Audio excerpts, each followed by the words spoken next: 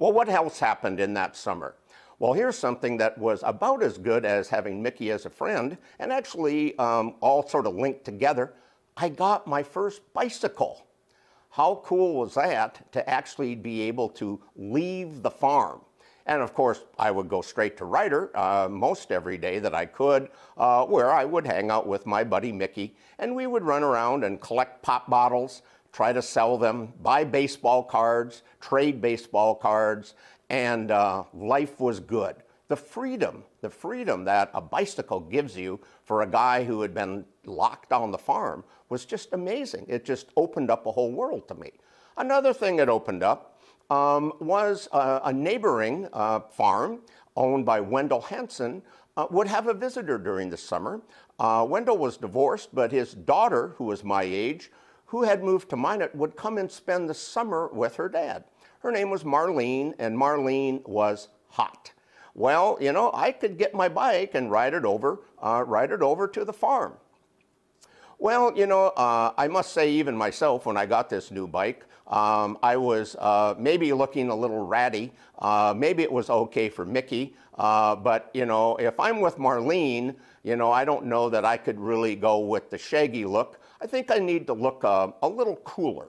And so what you see here on this photo is the cool look that I had for Marlene with my new crew cut. And yes, indeed, I used butch wax. You know, using butch wax, we won't go into that.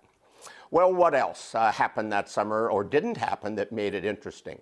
Minot got TV that summer. KCJB came to town. Well, excuse me, they didn't get it that summer. I think it was a couple years before, but people in Ryder now started to have televisions. And how cool was that? We'd heard about this thing called televisions, and now we had it in Ryder.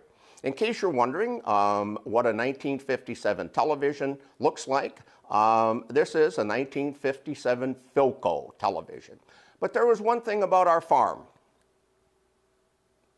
We didn't have a TV. Dad believed that televisions were simply a passing fad.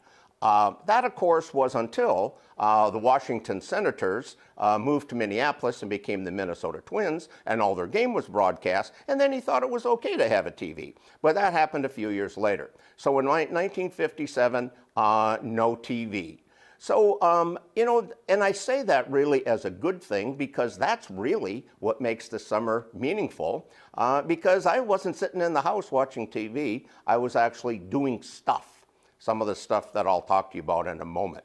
You know, it was also, I didn't have much to argue with my parents about. You know, we couldn't argue about the car keys because I was too young to drive.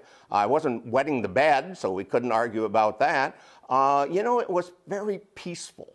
And while it was peaceful, there was one more thing that was really important, and that is I started to enjoy my mom's cooking. Years later, I found out from practically everybody that Bernice was one heck of a cook.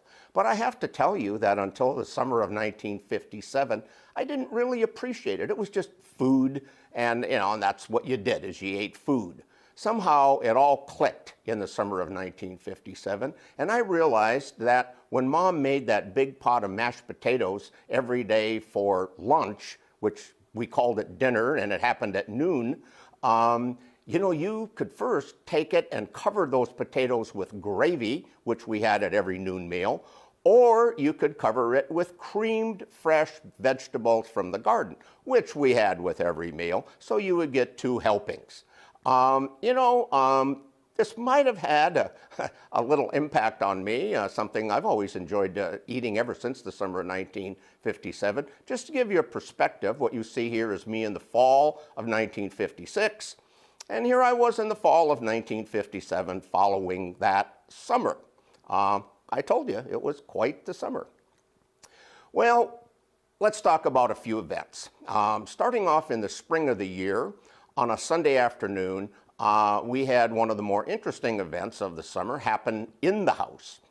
What happened was my brother Don showed up on this Sunday afternoon and said to my mom, "Mom, I've got something that you're going to love.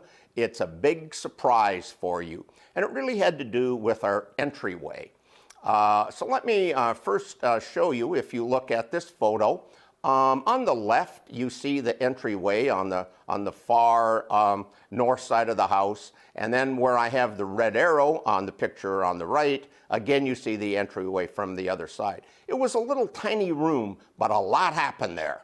So we're talking about the back of that entryway. And what we had back there was a little sink cabinet with a sink in it, very similar to what you see in this particular photo. What happened at this sink? Pretty much everything. It's where you washed your face in the morning. It's where you brushed your teeth, if you were so inclined to do so.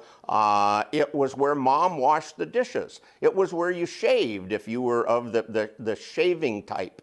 Everything happened at this one sink. Well, sitting next to the sink were two pails. The one pail had cold water in it, usually from Ted's Garage, because that's where you got the good drinking water. Our water was orange, by the way, and it sort of tasted okay, but it didn't look good. And so we always had a dipper hanging in that water. So whenever you wanted something to drink, you'd go to that pail. Now there was a second pail sitting right next to it, and this second pail was for hot water.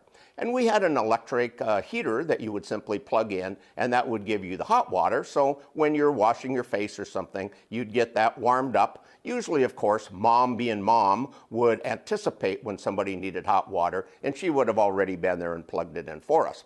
But you had your hot water. And then the most interesting thing, of course, was the pail. This is a Farmers Union grease pail, 5 gallons. This is what went under the sink.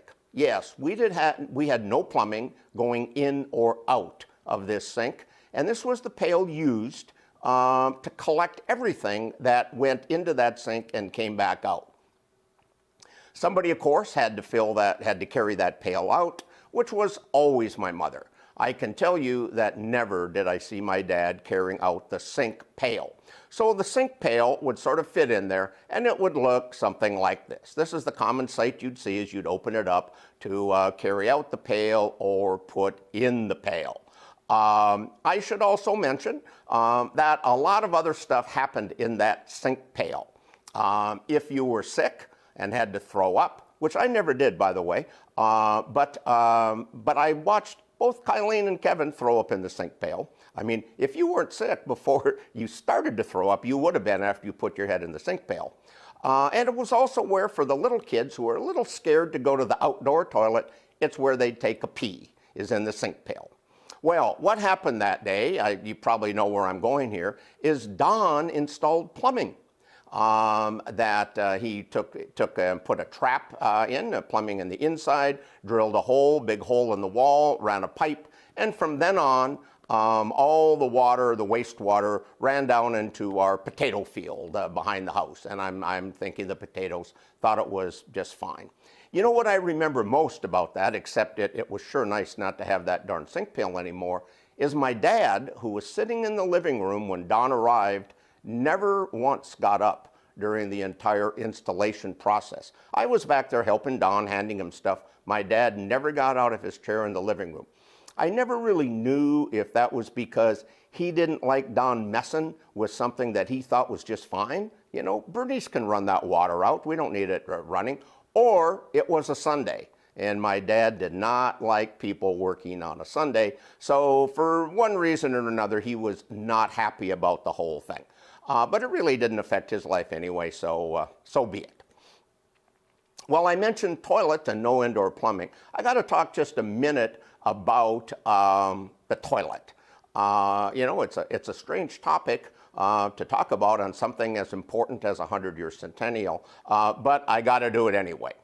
Try not to keep your eyes on the cute little kid and the dog in this photo, but rather view the toilet there in the background. That's where the toilet was originally, and then it got moved a little closer to the house right about the summer of 1957, maybe 56, something like that, maybe 20 feet or so closer to the house, same general area. My mom had a deal. She would always, when anybody was visiting, we always took pictures in the front of the house, and my mom would always run around and say, Don't get the toilet in the photo. Don't get the toilet in the photo. Well, I want to show you this shot. Notice here that she has Arlene Sorensen, cousin Arlene, positioned perfectly so that she's hiding the toilet. I think well, I know that's my brother Irvin on the right, and I think it's Waldo Yumstead on the left in this, but she always made sure the toilet wasn't in the photo one way or another. Well, the first time I was ever allowed to take photos, you know what I did? I immediately made sure I got a photo of both her and Dad with the toilet in the background, and I was quite proud of that. And speaking of photos of people in the toilet, this looks like it could be a Neanderthal man who somewhat showed up at our place, but that's what the toilet looked like from the front.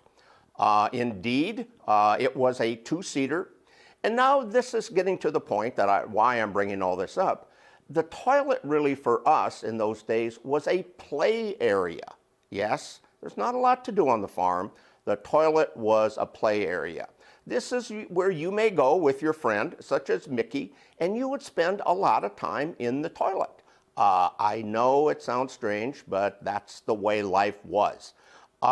Interestingly, the toilet also had a knot hole located sort of toward the back of the toilet. But you could imagine when niece Kylene was there and her friend Gail came over to visit, Gail Wilson, yes, maybe Mickey and I headed straight for the knot hole and would come up with anything we could possibly think of to put through the knot hole. And I'll leave it at that. The toilet also had box elder bugs, and that was another thing to play with, strange as it might seem. We did all kinds of things with box elder bugs. Mostly when they would get in a big pile is we would cover them with toilet paper and set them on fire. Yes, that's the kinds of things you do on the farm. Well, moving on to another topic that I think you might find somewhat unique. Mom had fantastic gardens every year, and she was known for having fantastic flowers. But you know, throughout the summer, somehow they needed to be watered. How would you do that? Well, you would bring barrels of water from the well, and you would use the stone boat. Now, you younger people, I'm thinking, may be saying, what the heck is a stone boat? It's basically a wooden sled that I think was originally used with horses to haul rocks, hence the name stone boat, but it really could be used to haul anything. The beauty is it can be used year-round on snow or dirt or mud, and it's simply like a wooden sled that you pull, called the stone boat.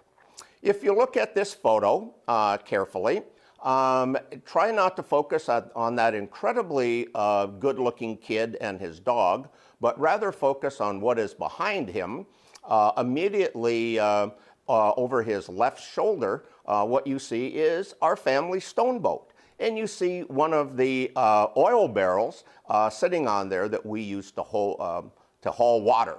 I also see our family bathtub turned upside down on there. So obviously, I don't know, this must have been either somebody was about ready to take a bath or maybe they finished, because we have the bathtub out on this particular day.